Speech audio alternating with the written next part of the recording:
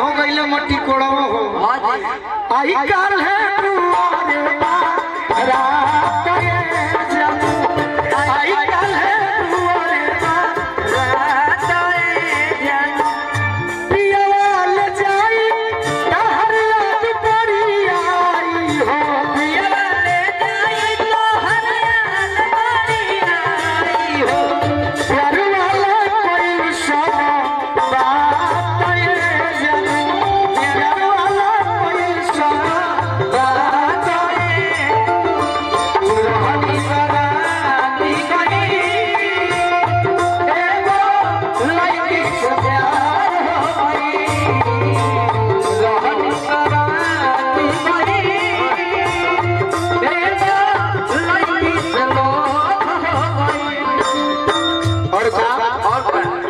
एक लाइन और बा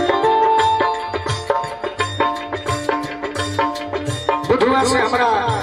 कमिश्नर पांडे जी गार्जियन आशीर्वाद दिले बनी बार बार प्रणाम कर सही महीने में आनंद बाबा क्रिया खा के कहते 3 साल हमारा रात में सुतला भइल 3 साल आशीर्वाद पावे के फेरा पे बनी पवन सिंह जी खेसारी लाल जी तो फिल्म के हीरो हलो हमारे कोनो फाइनेंसरों ने खोल के हमारे पे पैसा लगाई है सब तो हम सोचनी कि अब फिल्म वाला ना बनो ना व्यवहार के आगे रख देते फिल्म तो 3 घंटा में उड़ा जाइए